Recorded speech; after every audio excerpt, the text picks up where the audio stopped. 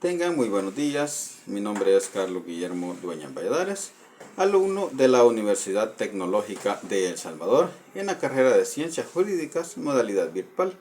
En esta ocasión estaré desarrollando mi parcial verbal para la materia de Derecho Civil, en la cual desarrollaré el tema siguiente, el contrato de mandato. Inicio con lo siguiente. El contrato de mandato es un contrato por medio del cual una persona confía la gestión de uno o más negocios a otra, que se hace cargo de ellos por cuenta y riesgo de la primera, con base legal en el artículo 1875 del Código Civil salvadoreño. Encontramos lo siguiente. Además, como caracteres jurídicos del mandato podemos citar lo siguiente. Es un contrato principal, porque subsiste por sí mismo. Puede ser unilateral o bilateral. Decimos puede ser porque si el contrato es gratuito, solo resulta obligado el mandatario, y si es remunerado, resulta obligado tanto el mandatario como el mandante. Es un contrato consensual.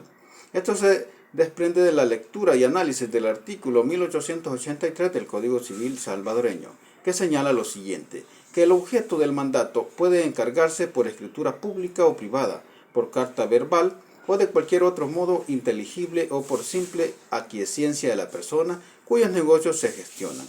Para la formación y validez del contrato de mandato, según la ley y la doctrina, no se exige ninguna formalidad en particular. Por tal razón se dice que es un contrato consensual. Como validante lo afirman los abogados de la parte demandante, apelante, pues es suficiente con el consentimiento o acuerdo o voluntades de las partes.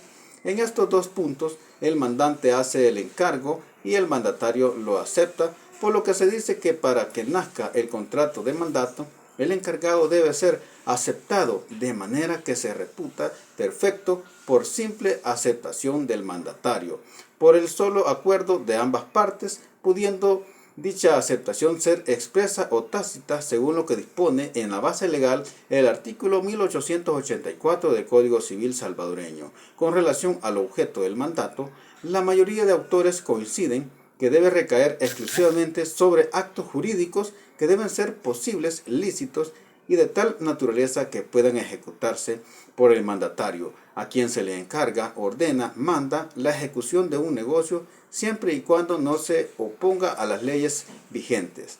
El objeto del mandato recae siempre sobre actos o servicios de gestión de carácter jurídico. De tales actos deben ser físicamente posibles, lícitos, determinados y que su realización no sea estrictamente personal. Podemos decir que no sean actos que necesariamente deben ejercer personalmente, como ejemplo en el caso del testamento señalado en el artículo 1001 del Código Civil salvadoreño. Entre las personas que intervienen en el contrato podemos encontrar las siguientes, con base legal en el artículo 1876 del Código Civil salvadoreño, que expresa y según su análisis lo siguiente.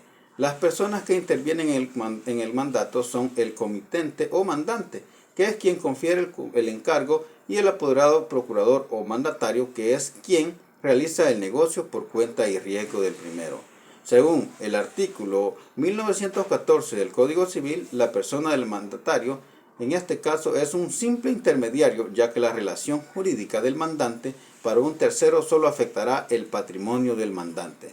Con base legal en el artículo 1991 del Código Civil salvadoreño, continuando podemos decir lo siguiente.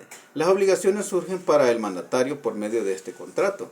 Como primera obligación del mandatario está la de cumplir el mandato con exactitud, diligencia y fidelidad.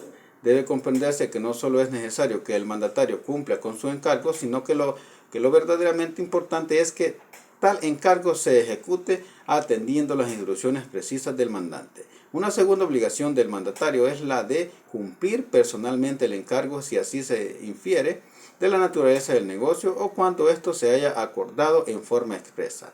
La última de las obligaciones del mandatario es la de rendir cuentas de gestión.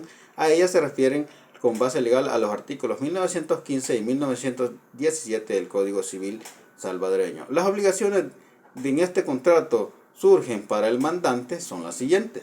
El mandante, por su parte, contrae determinadas obligaciones, entre las que podemos citar pagar las remuneraciones estipuladas o usual, según lo expuesto por el artículo 1877, inciso segundo del Código Civil salvadoreño.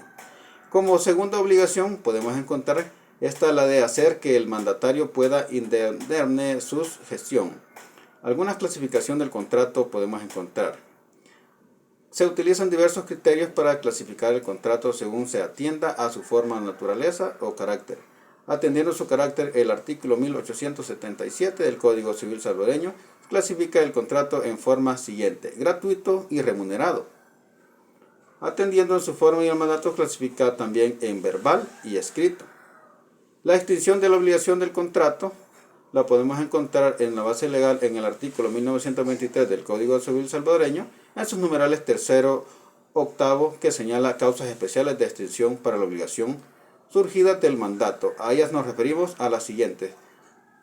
Primero, la revocación del contrato por el mandante. Como segunda causa especial, en la extinción del numeral cuarto del artículo 1923 del Código Civil, la renuncia del mandatario. Con esto le doy fin a mi parcial verbal para la materia de Derecho Civil. Con esto me despido. Muchas gracias.